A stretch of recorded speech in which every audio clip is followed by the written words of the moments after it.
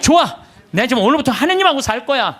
근데 내가 지금 빨리 나가서 택시를 잡아야 돼. 내가 기도하면은 내가 막 택시가 금방 올 거야. 하느님이 보내줄 거야. 그래갖고 그냥 막 나가고 딱 하느님 딱 택시를 보내줘서 역시 하느님은 내 기도를 들어주셔. 이런 분은요, 신자가 아니라 환자예요. 환자. 이런 분들은 신자가 아니라 환자야. 환자.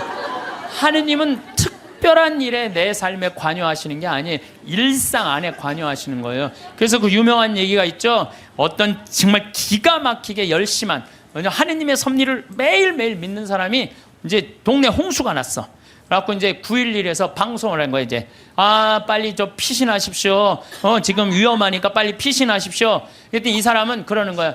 나는 하느님이 와서 구해줄 거다. 홍수가 와도 노아가 그 홍수가 났을 때 하느님이 구해줬듯이 나는 구해줄 것이다. 근데 이제 다 피했는데 이 사람은 안 피한 거야. 그래갖고 보트가 왔어. 보트가 와갖고 빨리 타시라고. 그랬더니 나는 하느님이 구해줄 건데 이 보트에 이 많은 질문 어떻게 신을 하느님이 완벽하게 구해줄 테니까 니네들 가라. 얼마나 버팅겼는지 그 보트가 못 구했어요. 그러고 난 다음에 이제 또 물이 차고 지붕까지 했네. 지붕에 올라가고 헬기가 왔어. 헬기가 빨리 타라고. 이거 안 타면 이거 죽는다고. 걱정하지 마. 하느님이 와서 구해줄 테니까 당신 가라고. 마지막에 이 사람 죽었어요. 죽어갖고 하느님한테 따졌어요. 하느님, 왜 나를 안 구해주러 왔느냐. 노아, 내가 그렇게 애절하게 기도했는데도. 그랬더니 하느님이 어이가 없다는 듯이 무슨 소리냐. 나는 너한테 3번 보냈다. 한 번은 방송으로 보내고, 한 번은 배로 보고, 한 번 헬리콥터까지 보냈다.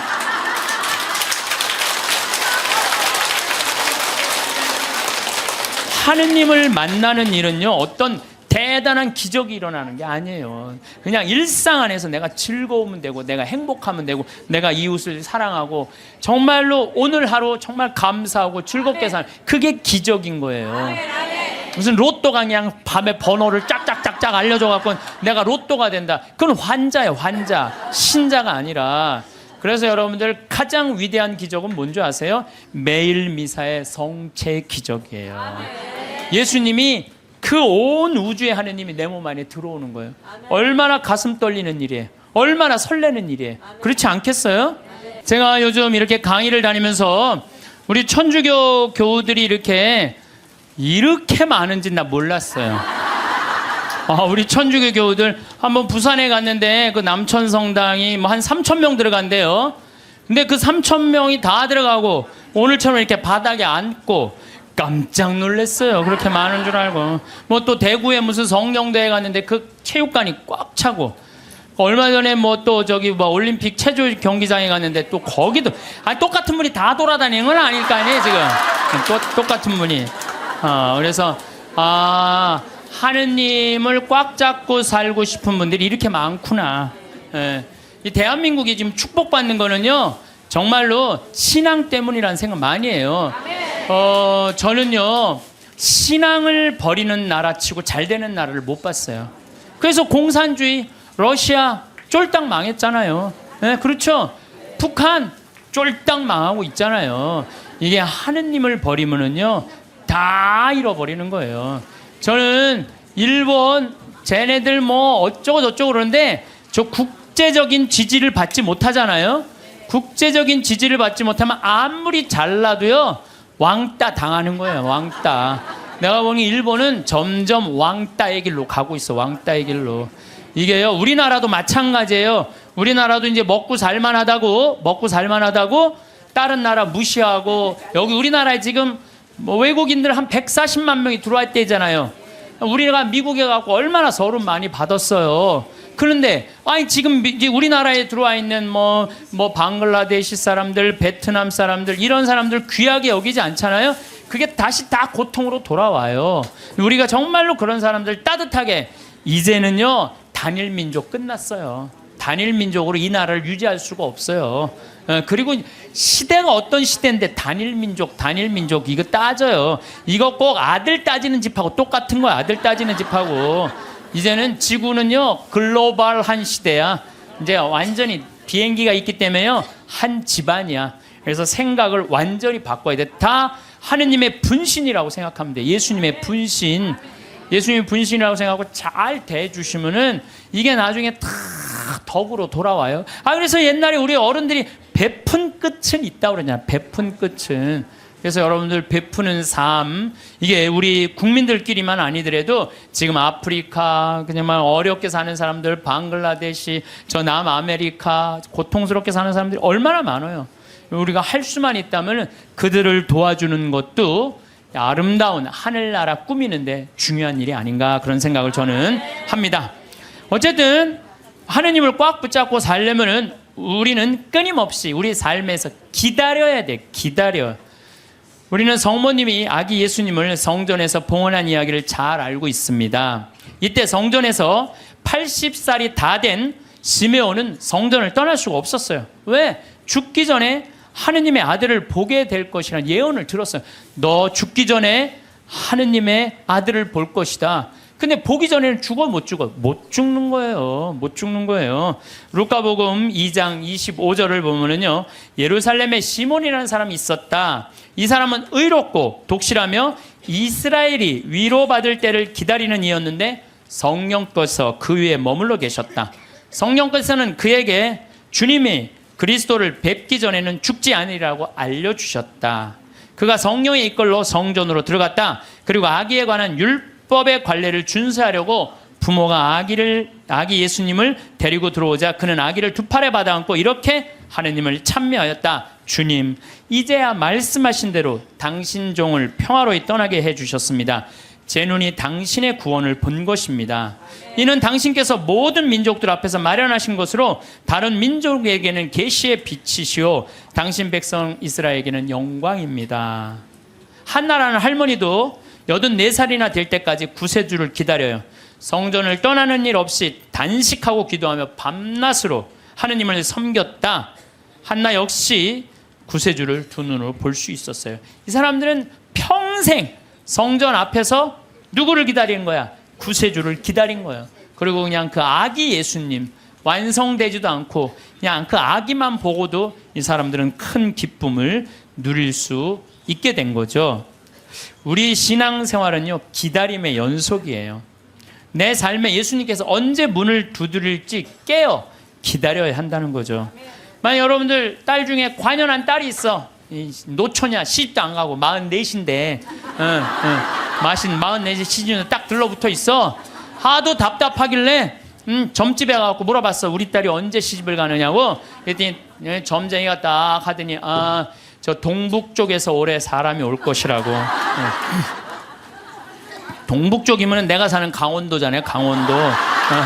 내가 사는 강원도 평창 사람이 올 것이라고. 근데 내가 음식점을 하는데 근데 이마에 점이 하나 있다. 그 남자가. 그럼 여러분들 집에 가게 먹으러 들어오는 집 사람마다 이마에 점 있는 사람 여러분 어떻게 볼 것 같아요? 혹시 저 사람이 아닐까? 혹시 어느 쪽에서 오셨어? 전라도 아니구나. 동북 쪽이라고 그랬는데 혹시 어느 쪽에서 오셨어? 경상도 아니다. 혹시 어느 쪽에 오셨어? 나 평창에서 왔는데 혹시 이 사람이 아닌가?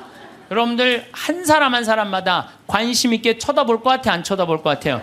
쳐다보죠? 신앙도 똑같다는 거예요. 우리가요, 언제 하느님이 내 삶에 들어올지 몰라요. 그래서 그 만나는 내 삶 안에서 순간순간 하느님이 나에게 과연 지금 무슨 말씀을 하실까? 눈을 부릅뜨고 기다리는 게 신앙 생활이라는 거죠. 예수님께서 마태복음 25장 13절에 그러니 깨어 있어라. 너희가 그날과 그 시간을 모르기 때문이다. 우리는 항상 깨어 있어야 돼요. 하느님을 꽉 붙잡고 사는 게 신앙생활이에요. 그런데 신부님 언제 오는 거예요? 근데 꽉 붙잡고 있는데 언제 오는 거예요? 예수님 어떻게 했어요? 막 내가 좀 올 거다 그랬잖아요. 니네들이 세상 돌기 전에 내가 올 것이다 그랬는데 왔어요, 안 왔어요? 제자들이 돌기 전에 안 왔잖아요. 그리고 막 제자들이 막 했는데 이 사람들이 막 한 3,000명씩 세례받고 그 예수님 금방 올 거야. 나는 그분들 감정을 충분히 이해를 해요. 막 예수님이 막 무리로 걷었지, 5,000명 먹였지, 기적을 얼마나 했어요. 그래서 죽었는데 또 살아났지, 살아나고도 그냥 보통이야. 막 벽 같은데 막 통과되고 막 정말 기가 막힌 걸 보여주고 승천 또 하늘로 쫙 올랐단 말이야. 그 예수님이 금방 올 줄 알았어요. 금방. 금방 올 줄 알고 자기 있는 땅 막 다 팔아갖고 제자들한테 다 갖다 주고 그랬어요. 막. 그리고 또 자기네들도 금방 올 줄 알고 한 3,000배 다 나눠 먹고. 완전히 천국과 같은, 예수님이 금방 올 줄 알고. 왔어요, 안 왔어요? 안 왔어요. 1000년 때는 또 천년왕국 온다고 막, 이 예수님 지나고 1000년 때 막 얼마나 그런 게 많이 성행했는지 몰라요. 또 2000년 때 또 막 온다고 막 온다고 그래. 휴거 1992년 10월 26일인가 막 그날 막 한 2000명인가 막 난 또 진짜 아니 그 사기 당하는 사람, 아니 이거 너 저기 뭐 1000만 원 내면 한 달에 92만 원 낸다는 거나, 이게 다 동시에 3천만 하늘로 올라가는, 내가 보기엔 똑같아요. 사기 당하는 건 똑같아요. 신앙의 사기도 많아요. 그냥 올라가지도 않았잖아요 그때. 그랬어요, 안 그랬어요? 안 올라가. 2000년이 언제 오는 거야? 온다고 그러더니 예수님. 근데 예수님 안 왔어요? 예수님이요 매일 왔어요. 매일 오셨어요. 이 예수님이 이제 승천하시고 난 다음에 저기 제일 먼저 상징적으로 온 사람이 누구예요? 사도 바오로잖아요. 사도 바오로가 스테파노 죽을 때 어떻게 했어요? 옷을 들고 있었어요. 옷을 지키고 있었어요. 당시에 이 저기 뭐 사람을 죽이려고 그럴 때 옷을 지키고 있는 사람은요 가장 앞장서는 사람이래요. 사도 바오로가 가장 앞장선 사람이야. 스테파노 돌 쳐 죽이려고 그럴 때. 그 다음에 다마스커스로는 아예 내가 그리스도인 잡아 죽이려고 아주 증명서까지 받고 갔어요.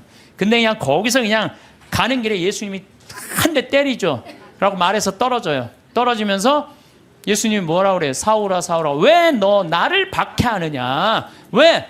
아니 당신 누구냐고. 네가 박해하는 그리스도인 예수다. 예수님이 우리를 분신으로 생각해야 안 해요? 여러분들 저나 다 예수님의 분신이에요. 그 사울이 3일 동안 눈 멀어갖고 이제 눈이 뭐 비늘 같은 게 떨어진다니 정신이 차렸잖아요. 예수님 안 오신 게 아니에요. 바오로 사도한테 왔어요. 재림하신 거예요. 재림하신 거예요. 그러니까 하느님의 섭리는 예수님 승천하고 끝난 게 아니야. 그때부터 성령께서 오신 거예요. 예수님 말씀대로. 내가 가야 누가 온다? 성령이 온다 그랬잖아요. 내가 가야 성령이. 성령이 온 세상에서 활동하고 계셔. 그리고 내가 베네딕토 아니야. 베네딕토. 우리 베네딕토 성인 480년 전에 수도원에 기초를 놓으신 분 아니에요. 근데 이 베네딕토 성인이 하도 저기 수도원 규칙을 세게 하고 반대하는 신부가 저기 베네딕토 성인이 수비학고라는 곳에 거기서 이렇게 바위에 들어가고 기도했거든요. 거기다 독을 타요. 독을 타갖고 빵 내리는데 그 까마귀가 갖고 날아가요. 그러면서 내가 저분을 하느님이 돌보는구나. 그래요. 하느님의 섭리는요 매 순간 있어요. 내가 이번에 저기 나폴리에 갔어요. 거기에 주교님이 성인이면 야누아리우스라는 주교님이야. 350년경에 순교했는데 그분의 이제 시신이 이제 여기 뭐 성인 시신을 우리도 김대건 신부님이 그냥 다 온 세상 다 뜯어져 있잖아요. 뭐 턱뼈는 뭐 신학교가 있고 다리는 뭐 미리네가 있고 그냥 성인 그냥 시신. 그래갖고 이제 이 야누아리우스 성인도 막 시신이 떠돌아다니다가 900년에 다시 나폴리로 가요. 나폴리로 갔는데요. 이 놀라운 일이 벌어져요. 5월 첫째 주와 성인이 순교한 9월 19일 날은요. 이 성인의 그 굳은 피가요. 녹아요. 근데 이게 1000년 동안 똑같이 녹는 거야. 이 사람들이 의심이 얼마나 많아. 아무리 이걸 95도가 돼도 평상시에는 안 녹아요. 그럼 온도 때문에 녹는 거 아니냐. 그래갖고 그냥 실험을 또 하고 95도에 안 녹아. 그런데 5월 첫째 주하고 9월 19일 날은 어김없이 녹는 거예요. 이게 이해할 수 없는 일들이 너무너무 많이 벌어지는 거예요. 이게 다 하느님의 섭리. 하도 의심이 많으니까 하느님이 중간중간 삶 안에 있는데도 우리한테 보여주는 거지. 또 내가 제일 좋아하는 프란치스코 성인, 1180년에 태어나서 1226년에 돌아가는 프란치스코 성인. 아버지 포목 장수였어요. 너무너무 부잣집 아들이었어. 근데 프란치스코 성인이 어디 뭐 전쟁에 갔다가 그냥 감옥 1년 있다가 와갖고 하느님이 그러는 거야. 예수님이 너 내 교회를 일으켜라. 내 쓰러진 교회를 일으켜라. 이 성인이 무슨 말인지 몰랐어요. 그래갖고 일으켜라. 내가 가난한 사람 도와주라는 얘기인가 보다. 아버지 포목 그 옷 훔쳐다가 가난한 사람 다 나눠줘요. 가난한 사람들 다 나눠주니까 아버지가 어떻게 해요? 에? 이놈의 새끼 이거 내 아들 아니다. 내 재산. 아버지 돈밖에 몰랐던 거지. 그래갖고 그냥 그 주교 앞에서 저기 내 아들 이거 아들 안 하는 걸로 그랬더니 프란치스코 옷을 다 그 유명한 장면 있잖아요. 옷을 완전히 벗어서 아버지 앞에 주면서 오늘부터 내 아버지는 하느님이라고. 그러니까 주교님이 이렇게 옷을 감싸주잖아요. 귀도 주교님이. 그리고 이제 이 제2의 그리스도. 나는 아시시에 3번을 갔어요. 우리 프란시스코 성인이 돌아가시기 2년 전에는 이 오상반. 참, 이 오상이라는 것도요, 특별한 은혜 같아요. 고통스럽게. 근데 프란시스코 성인, 이번에 내가 우리 직원들하고 이제 아시시에 갔을 때, 이번에는 또 다른 은혜를 느꼈어요. 다른 때는 뭐 장미 그 밭이 있어요. 프란시스코 성인이 성욕을 못 견뎌갖고 장미밭에 굴른 데가 있어요. 근데 그게 지금 800년이 지났는데도 그 자리에는 가시가 안 나는 거예요. 그 자리에는. 그래갖고 또 사람들이 의심이 얼마나 많아요. 그러니까 그 장미를 뽑아서 옆쪽 밭에 하면 가시가 나는데 가시 난 걸 다시 프란시스코 성인이 굴른 자리에 갖다 심으면 안 나. 그러니까 예수님이 그 기가 막힌 마음을 귀하게 여긴 거죠. 그리고 또 프란치스코 성인 보고 따라간 사람이 누구 있어? 글라라. 글라라는 어떻게 했어요? 글라라는 아버지가 장군이었어요. 왕족한테 시집 보내려고 그랬는데 나는 저 프란치스코 성인이 너무너무 정말 존경스럽다. 그런데요, 글라라 성녀는요, 정말로 이뻐요. 키도 크고. 프란치스코 성인 키도 좀 140밖에 안 돼. 145. 그 정도밖에 안 됐다고 그래요. 아주 조그만. 근데 글라라 성녀는 시신에 가보니까 그대로 밀랍을 해놨어요. 글라라 성녀는. 근데 코도 오똑하고요. 정말로 예쁘게 프란치스코 성인 진짜 못생겼죠. 나보다 더 못생겼다 그래. 프란치스코 성인은. 나보다 더 못생겼는데도 이 글라라 성녀는 그 프란치스코 성인의 삶이 너무 거룩한 거야.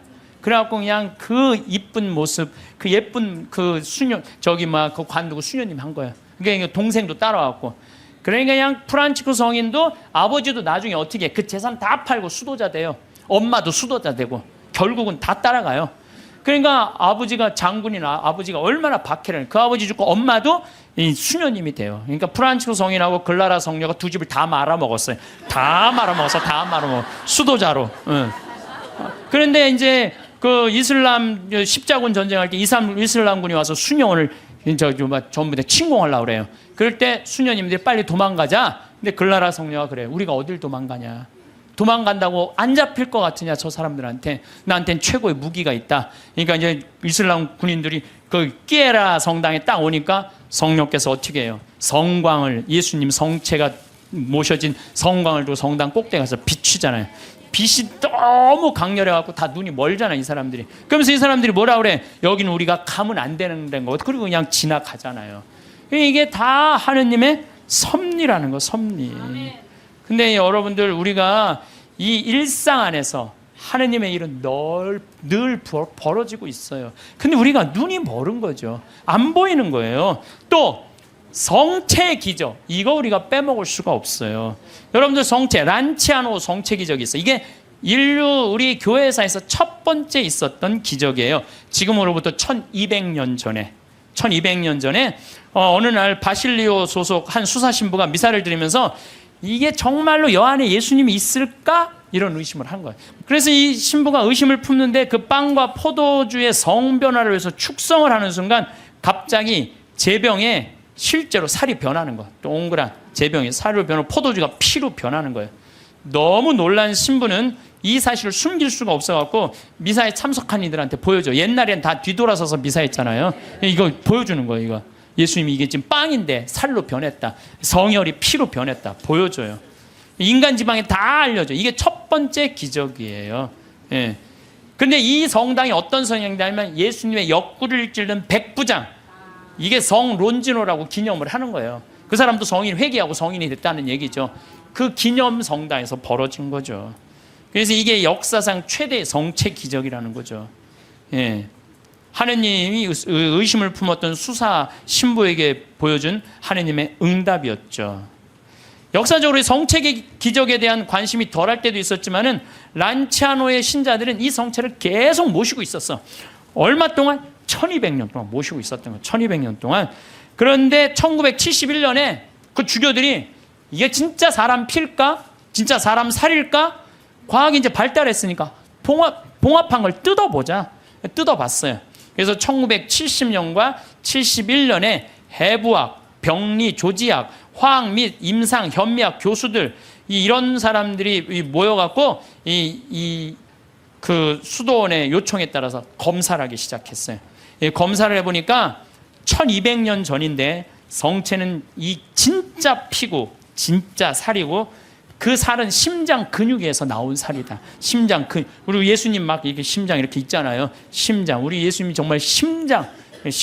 그 다음에 살과 피는 인간의 완전한 살과 피다. 그 다음에 살과 피의 혈액형은 동일하다.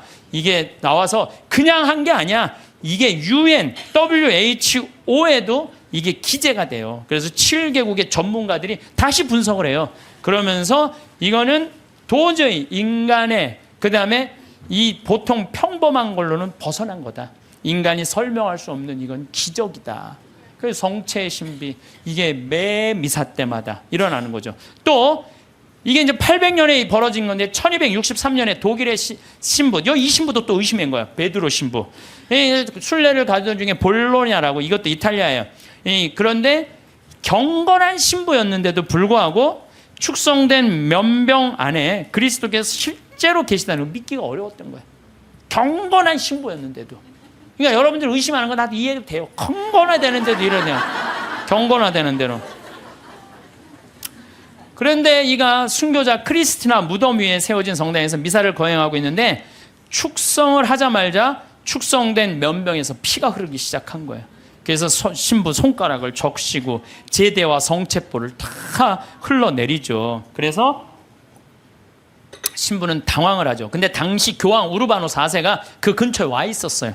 그래서 내가 의심을 했는데 이게 피가 이렇게 변했습니다. 사면을 해요. 근데 교황 우르바노 이 4세가 그거를 보고요. 성 토마스 아퀴나스 성인한테 이 성체는 그냥 우리가 기념이 아니라 이건 현존이다. 현존. 이 토마스 아퀴나스 성인한테 이 기적을 통해서 기도문을 하라고 그래요. 그게 바로 우리가 그 유명한 성체 창가예요. 여러분들 한 번씩 들어봤죠? 엎드려 절하나이다. 눈으로 보아 알 수 없는 하느님. 두 가지 형상 안에 분명히 계시오나 우러러 배울수록 전혀 알 길 없었기에 제 마음은 오로지 믿을 뿐입니다. 보고 맛보고 만져봐도 알 길 없고 다만 들음으로써 믿음 든든해지오니 믿나이다. 천주성자 말씀하신 모든 것을 주님의 말씀보다 더 참된 진리 없나이다. 십자가에서는 신성을 감추시고 여기서는 인성마저 아니 보이시나 저는 신성 인성을 둘 다 믿어 고백하며 뉘우치던 저 강도의 기도를 올리나이다. 토마스처럼 그 상처를 이 토마스는 12사도가 예수님 이렇게 나타났다고 그러니까 뭐라 그래? 난 내 손으로 그분 옆구리에 손 찔러보고 못자국 넣어봐야 된다. 그 토마스 얘기예요. 토마스처럼 그 상처는 보지 못하여도 저의 하느님의 심을 믿어 의심 안 싸우니 언제나 주님을 더욱더 믿고 바라고 사랑하게 하소서. 주님의 죽음을 기념하는 성사여, 사람에게 생명 주는 살아있는 빵이여, 제 영혼 당신으로 살아가고 언제나 그 단맛을, 성체의 단맛을 느끼게 하소서. 사랑 깊은 펠리칸, 이 펠리칸 얘기는 잘 아시죠? 펠리칸이라는 새는 어떻게 해요? 자기 새끼가 이렇게 나무에다 하는 게 아니라 이렇게 모래밭에다가 이렇게 새끼를 하는데 그 독사들이 그 알을 너무너무 좋아하잖아요. 그래갖고 이 새끼들이 그냥 조금만 그 새끼 잡아먹으려고 독사들이 막 물으면은 피가 묽어져요. 그럼 펠리칸이랑 어미새가 와갖고 독사를 다 쫙 죽이고 그 새끼 배를 막 쪄요.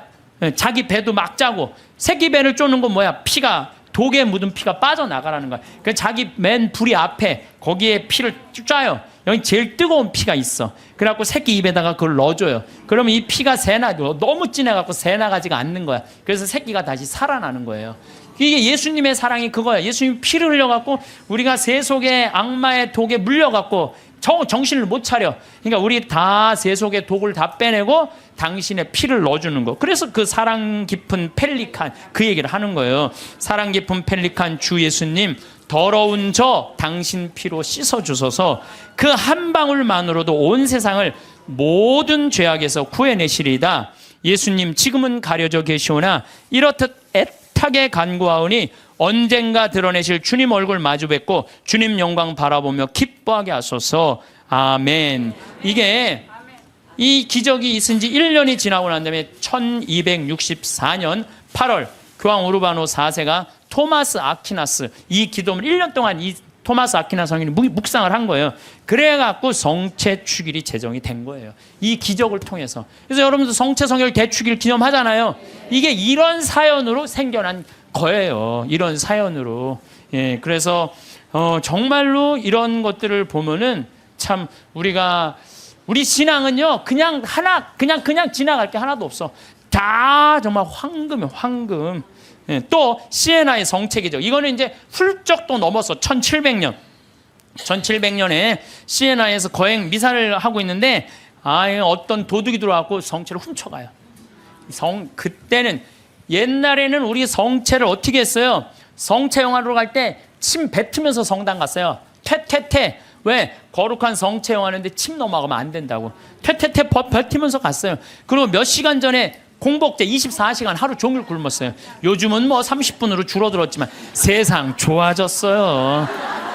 그래서 옛날에 그 왕림성당 125주년 한다고 그러는데 그 왕림성당에 그 동네 사람들이 다 갈 때요 너무 배가 고파고 하루 공복제를 지켜야 되니까 물 먹고 간 거 물 먹고 시내 물 먹고 그리고 이 태태태 침 뱉고 성체 깨끗하게 모신다고. 그런데 옛날에는 성체가로 떨어지는 것도 무서워서 쟁반 가지고 어떻게 했어요? 다 바쳤잖아요. 그러면 혀로 하면은 쟁반 그것도 나 어렸을 때 복사해갖고 그 쟁반 난 또 주교자 성당에서 쟁반 대갖고 복사할 때 죽어 한 1000번 이렇게 하고 나면요 올 때마다 여러분들은 아멘 혀로 내밀었잖아요. 기억나요? 네. 그러니까 그 성체도 다시 다 쟁반하면은 제대해서 다 닦았다고요. 그런데 이 성체를 잊어먹었다 난리 난 거예요. 그래갖고 그냥 신부들이 그냥 그거 하면 무릎 꿇고 24시간 동안 주교님한테 혼나고 그랬거든요 옛날에.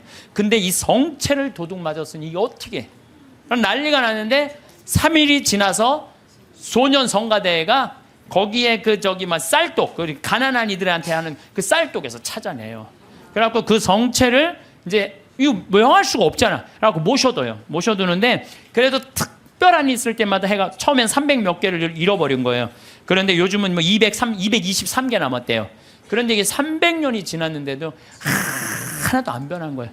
이게 면역 밀떡은 조금 지나면 변하거든요. 100년, 200년, 300년이 지났는데 하나도 안 변한 거예요.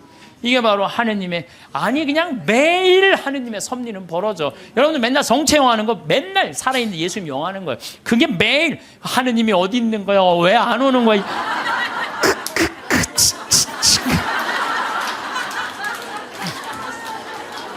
그래서 제가 자료를 좀 찾아봤어요. 그랬더니 이 성체에 대한 기적, 이런 기적이 이렇게 많아요. 이게 내가 평화방송에 부탁했어요. 이거 전부 다 쫙 자막으로 좀 내리라고.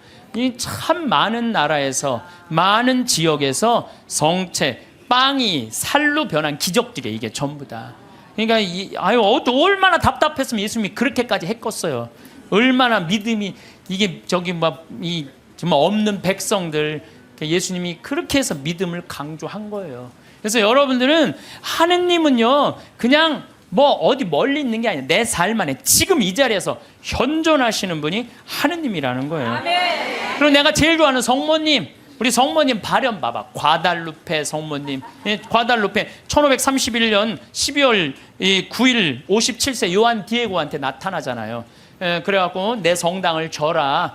그러니까 주교님한테 가서 얘기하라고 그러잖아요. 주교님한테. 그래서 주교님 성당을 지뢰는데요. 그러니까 주교님 미친놈 취급하잖아요. 여러분들도 저기 남반산 가는데 성모님이 나타나갖고 여기 염주교님한테 그 성당 남산에 지라고 들었어요. 그래갖고 염주교님한테 저 성당 지뢰는데 그럼 여러분들 바로 어떻게 할까요? 꽃꽂은 여자 치고 바로 하잖아요. 꽃꽂은 여자. 그래갖고 요한대유가 다음날 갖고 성모님 전하긴 전했는데 안 믿는 것 같다고 그러니까 나한테 증표를 달라고 그러니까 저 12월 달이니까 이 멕시코 시티가 2000m 위에요. 12월 달은 굉장히 추워요. 장미는 언제 피죠? 6월 달에 피잖아요. 장미는 아주 더울 때. 사실은 여러분들 장미는요 3월 달에 4월 달에 개나리, 진달래, 벚꽃, 철쭉 다 떨어지고 난 다음에 6월 달에 피는 게 장미예요. 제일 더울 때 피는 게. 근데 12월 달에 장미가 핀 거예요. 산꼭대에 올라오니까. 그러니까 그냥 이게 너무 좋아갖고 그냥 장미를 망토에 딱 해갖고 갔는데 그 망토에 성모님이 새겨졌잖아요. 그게 바로 과달루페 성모님이에요. 근데 1500년이니까 지금으로부터 550년 전 사건, 450년 전 사건이잖아요. 근데 내가 또 과달루페도 갔죠. 과달루페 갔는데 성모님이요, 이뻐도 아니 진짜로 진짜 그 기적의 그 성모님 그 망토가 그대로 모셔져 있어요. 또 어떤 사람이 저것 때문에 8년 만에 800만 명이 다 세례를 받은 거예요. 1531년 이 성모님 때문에. 그러니까 그냥, 그리고 그냥 아메리카가 다 이게 뭐예요? 아메리카가 다 선교가 된 거 아니에요? 그러니까 그냥 폭탄을 던져요. 그래갖고 지금은 교황청에서 방화 유리로 딱 막아놨어요. 방화 유리로 보내갖고. 그런데 쫙 보면은요, 그 성모님이 사진에 보면은 엘리베이터로 가게 돼 있어요. 우리가 걷는 게 아니라 엘리베이터 딱 쓰면 쫙 지나가요. 성모님 쫙 보면 엘리베이터 세 개 왔다 갔다. 그럼 또 뒤에 앞에 가고 쫙 가고 쫙 가. 이렇게 보면은요, 정말로 아름다워요. 성모님이 참 아름다운 것 같아. 그래서 그 성모님 발현, 또 루르드 1858년 2월 10일부터 7월 16일까지 막 벨라데 때한테 나타나갖고, 그 1854년에 무염시태의 어머니가 반포가 돼요. 원죄 없이 잉태된 성모님. 그 교리를 아는 사람이 거의 없었어요. 그때 교황청에서 발표한 건데, 이 피레네 조그만 데서 그 벨라데 때가 뭘 알아요? 학교도 안 다니는 애가. 근데 성모님 본당 신부가 너 그분 이름이 뭔지 물어보고 와. 그러니까 성모님한테 와서 본당 신부님 이름을 물어보고 오라고 그러는데요. 그랬더니 성모님 뭐라? 에라꾸의 소이 임마꿀라타 콘셉시우라고 그래요. 이게 라틴어예요, 라틴어. 얘네들은 프랑스, 그리고 얘는 프랑스 말도 하는 거. 오늘 프랑스에서 한 분 오셨는데 프랑스 말도 아니에요. 얘네들은 피레네에 아주 사투리 쓰는 애야. 그래갖고 얘가 또 막 외우고 가요. 에라소이 임마꿀라타 콘셉시오, 에라꾸에소이 임마꿀라타. 그래갖고 본당신부한테 딱 얘기해요. 에라꾸에소이 임마꿀라타 콘셉시오라는데요. 본당신부 놀래요. 너 그게 무슨 뜻인 줄 아느냐? 아니요, 나 모르는데 외우느냐고 죽을 뻔했어요. 나 죽을 뻔했어요. 그래요. 아니 벨라데 때가 진짜로 그래. 난 무슨 뜻인지 몰랐는데 계속 외우면서 왔다는 거 안 까먹으려고. 본당 신부가 이거 성모님의 발현이구나.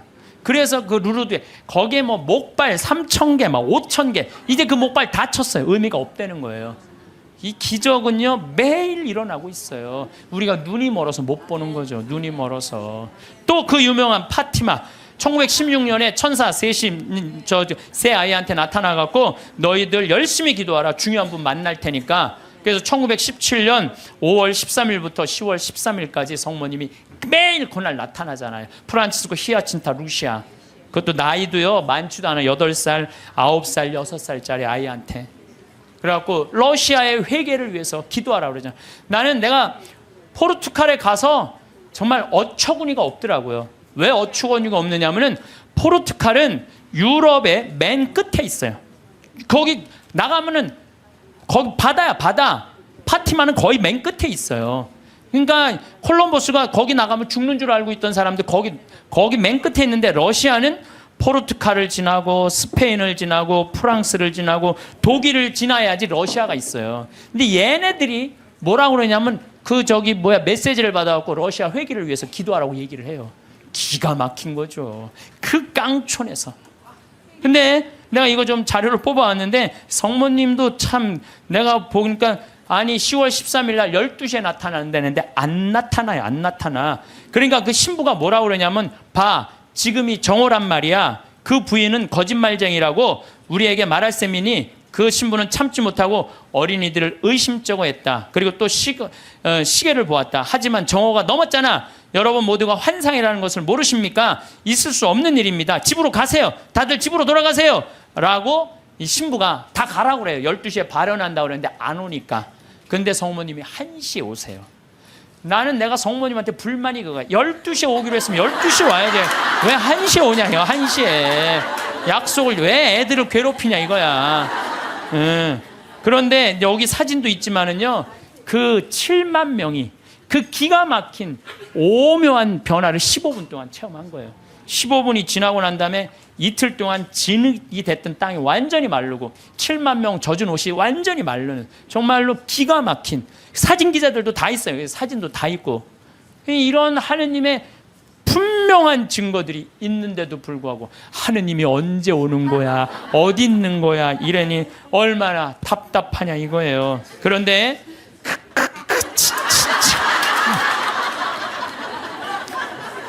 제가 여러분들한테 오늘 특별히 소개할 분은요, 과달루페 성모님도 아니고 루르드 성모님도 아니고 그 다음에 파티마 성모님도 아니에요. 오늘 여러분들한테 특별히 소개할 성모님은 르완다 성모님이에요.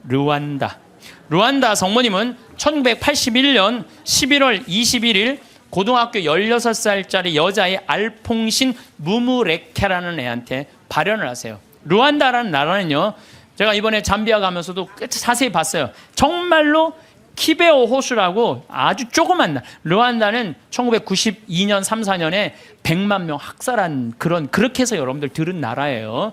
그런데 이때 성모님이 나타나고 이 학살을 미리 예언을 해요. 회개하라고. 근데 이 아이는 너무 외로웠어. 자기가 너무 힘들었어. 그래서 성모님한테 뭐라고 그러냐면은, 성모님 나 너무 힘들어요, 외로워요. 그러니까 성모님이 나타나요. 그래서 나는 너를 위로하러 하늘에서 왔다 하시면서 메시지를 전해주길 바래요. 혹시 여기 계신 분들, 외롭고 힘든 분들 많을 거예요 아마. 어디 가서 찾아 성모님한테 나를 위로해달라고 그러면 성모님 위로해 주실 거예요. 이 성모님이 나타나는 동안 그 아이의 표현이 그래요. 너무 아름다운 부인이 나타나는데 얼굴이 까만색인지 하얀색인지 모를 정도로 하여튼 환상적으로 아름다웠다는. 그리고 다리가 안 보이는데 빛이 쫙, 모든 아이들의 발현이 다 그래요. 예. 그래서 사제가 성모님 발현이, 하여튼 신부들이 문제야. 보면 다 반대하는 게 신부들이야. 신부들이 성모님 발현이 어디 있느냐 하면서 요즘 말하면 학교 짱한테 걔를 박해하라고 그래요. 라고 학교 짱이 무지하게 박해를 해요. 마리 끌레르라는 아이가, 얘가 성모님이 막 발현하면 혼이 나갔을 때 머리카락을 막 잡아당겨요. 발현할 때. 그리고 막 손가락을 꺾고 힘껏 꼬집고 귀에 대고 소리를 막 질러. 그러는데도 얘는 그걸 몰라요. 발현 때는. 거의 탈원 상태에 들어가, 자기를 괴롭히는 걸 모르는 거죠. 근데 1981년 1월 12일에 성모님께서 두 번째 학생한테 발현하세요. 17살 먹은 아나탈리 무카마진 파카. 이름이 무지하게 어려워요 하여튼. 아나탈리 무카마진 파카한테 나타나요. 이 학생은 굉장히 신심이 두터운 학생이에요.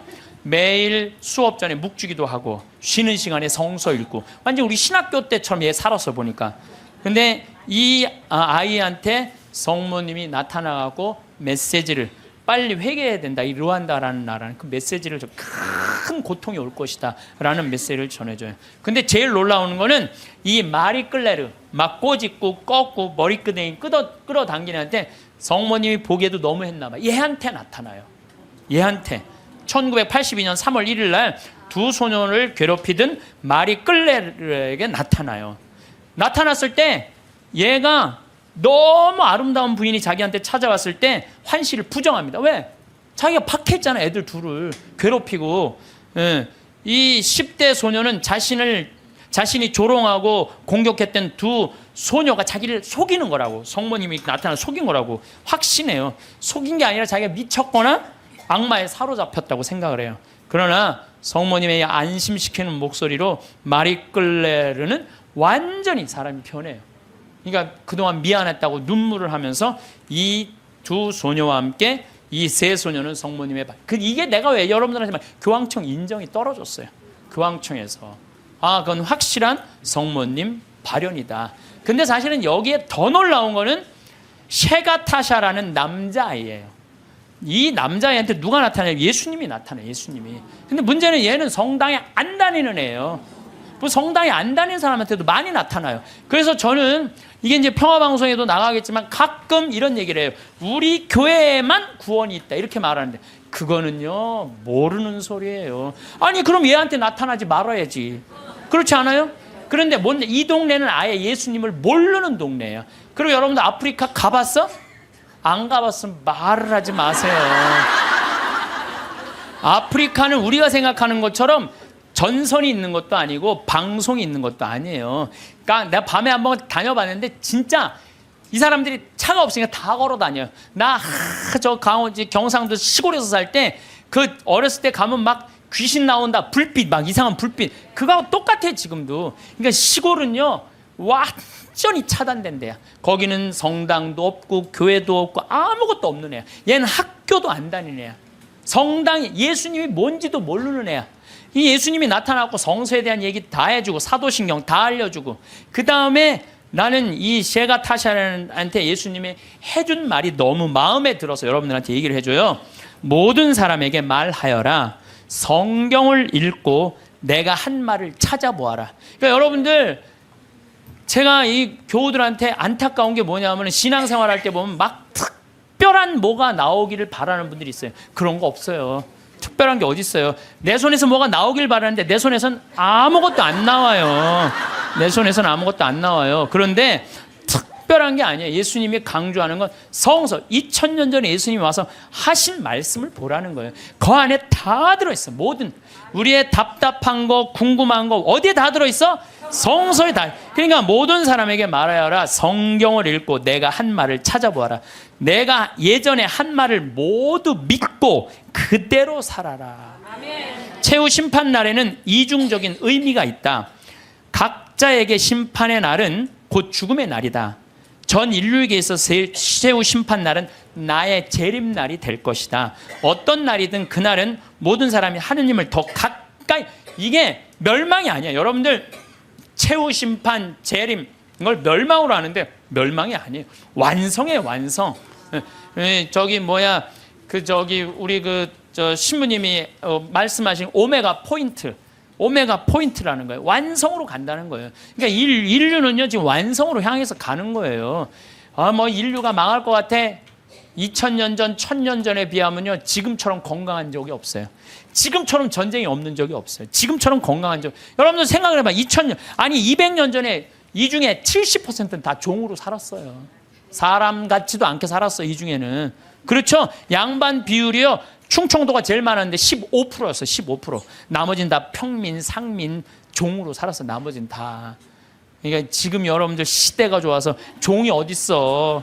그렇지 않아요? 굉장히 건강해진 거예요. 긍정적인 눈으로 바라보셔야 돼. 또 요즘 아주 1968년 이탈리아 로톤도의 비오 신부님, 이 신부님 책을 한번 사서 읽어보세요. 정말로 하느님의 섭리가 그대로 드러나신 신부님이 이 비오 신부님이에요. 비오 신부님은요, 정말 오상, 평생 오상 받았어요. 근데 이 신부님도요, 이 오상이 싫었던 거야. 왜? 이게 사람이 자꾸 이렇게 쳐다보고 막 와서 확인하고 그러니까. 그래서 처음에 감춰요. 막 붕대로 싸요, 오상을. 그러다가 하다 안 되니까 오상을 드러내 놓으셔요.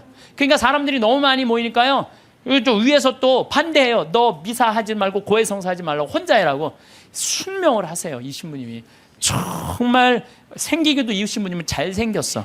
아주 잘생긴 신부님인데, 그리고 의사들이 붙어요. 왜? 50년 동안 오상을 입었으니까 이게 병으로 오염되지 않을 거나 계속. 그런데도 오염되지 않은 채로 50년을 가고, 이게 비오 신부님이 물어봐요. 나 이거 언제 끝나느냐고. 너 죽는 날 끝난다. 그런데 놀랍게도 신부님이 돌아가시는 날 이게 싹 치유가 돼요. 돌아가시는 날. 예. 이게 뭐 살아있는 하느님의 증거죠. 하느님께서는요, 끊임없이 활동하고 계셔요. 우리가 깨어 눈을 부릅뜨고 하느님의 활동을 기다리지 않아서 그렇죠. 시메온처럼요, 애절한 마음으로 하느님의 손길을 느끼려고만 한다면 수도 없는 하느님의 섭리를 여러분들은 느끼실 수 있을 거예요. 그러니까 여러분들 미사 참례, 이 미사 참례를 통해서 예수님을 영화할 수 있는 분들은요, 이 하늘나라 속에서 사는 분이에요. 그래서 제가 지난 1, 2, 3회에 대해서도 뭐라고 말씀을 드렸냐면, 이 예수님은 지금도 우리 삶 안에서, 내 삶 안에서 관여하고 계신다. 하느님만 꽉 받잡고 살면은 하늘나라 경계 없다, 이 세상. 예, 그래갖고 내가 정말로 열심히 사는 사람 가슴에 뭐가 있어? 여건이 있어. 믿음이 굳건한 사람들은 가슴에 여건이 있어. 하늘나라는 요즘은 다 비행기 보낸대요. 비행기 딱 탈 때 여건 심사할 때 뭐만 내면 돼? 여건 딱 내고, 어떻게 싹 웃으면서 죽을 때 나 1조 이거 어떻게 하면 좋아? 발버둥 치지 마시고 죽을 때 통장에 500만 원 딱 남기고 자, 이 세상 나는 이제 그리던 하늘나라 떠난다. 여행 탈 때 비행기 타면 막 가슴이 설레잖아요. 죽는 것도요, 설레는 일이에요. 죽는 거 설레는 일 아니에요?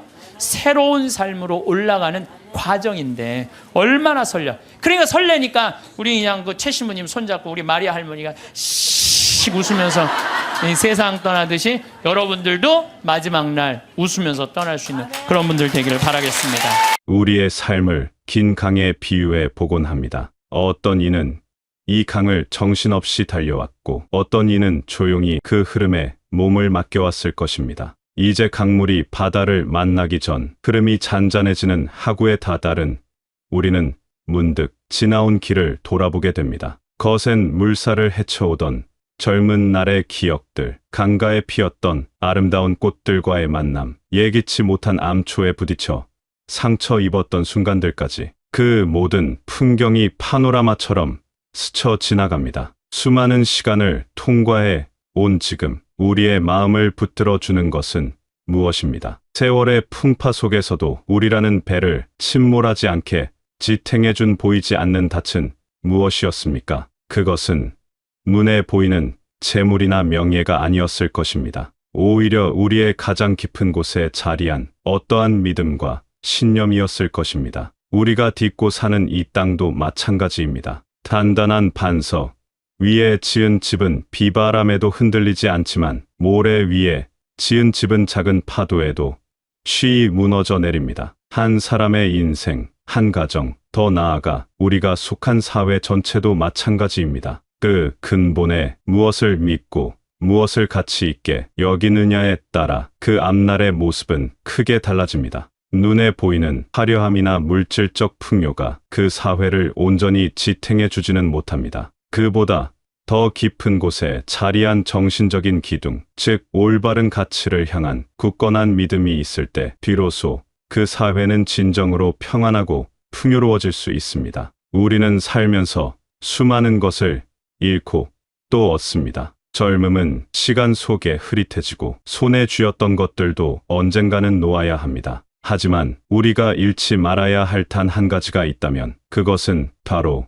우리 영혼의 방향을 가리키는 나침반과도 같은 믿음입니다. 그 믿음이 하느님을 향한 것이든 혹은 선하고 진실한 가치를 향한 것이든 그 형태는 중요하지 않습니다. 중요한 것은 내 삶을 더 높은 곳으로 이끌어줄 무언가를 굳게 붙잡고 살아가는 그 마음 자체입니다. 이러한 믿음은 우리를 자연스럽게 또 다른 지혜의 문으로 안내합니다. 그것은 바로 기다림이라는 아주 깊고도 오묘한 세상입니다. 믿음이 있는 사람은 기다릴 줄 압니다. 씨앗을 심은 농부가 싹이 트고 열매 맺기를 기다리듯 굳건한 믿음은 우리에게 필연적으로 기다림의 자세를 가르칩니다. 우리가 말하는 기다림은 버스 정류장에서 초조하게 버스를 기다리는 그런 종류의 기다림이 아닙니다. 혹은 막연하게 무언가 좋은 일이 생기기만을 바라는 텅 빈 기다림도 아닙니다. 여기서 말하는 기다림은 확신과 희망으로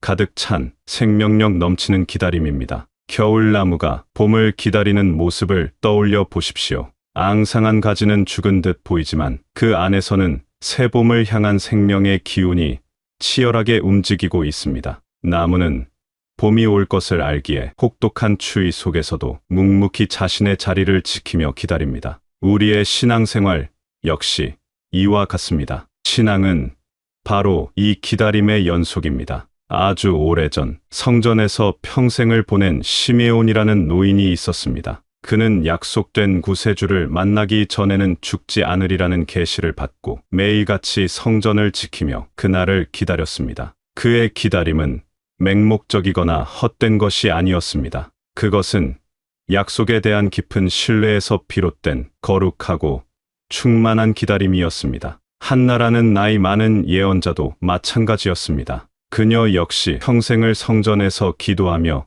구원자 오시기를 기다렸습니다. 그들에게 기다림의 시간은 결코 고통이나 공허함이 아니었습니다. 오히려 그들의 삶을 의미 있게 만들고 그들의 영혼을 더욱 깊고 맑게 만들어준 축복의 시간이었습니다. 우리는 종종 기도하고 또 구하지만 왜 원하는 것이 즉시 이루어지지 않는지 조급해하곤 합니다. 하지만 과일이 제맛을 내기 위해 햇살과 비바람 속에서 충분히 익어가는 시간이 필요하듯 우리의 영혼이 깊어지고 소망이 가장 좋은 때에 가장 좋은 모습으로 이루어지기까지는 이 기다림이라는 숙성의 과정이 반드시 필요합니다. 어쩌면 인생의 황혼기에 주어진 이 시간은 바로 우리 삶 전체를 깊고 향기롭게 숙성시키는 바로 그 기다림의 시간이 아닐까 합니다. 이러한 기다림의 눈으로 세상을 바라보면 이전에는 보지 못했던 것들이 보이기 시작합니다. 우리는 종종 하느님의 도우심이나 기적이 아주 거창하고 특별한 모습으로만 나타날 것이라 기대합니다. 하늘이 갈라지고 번개가 치는 것과 같은 극적인 사건을 통해서 말입니다. 하지만 진정한 기적은 대부분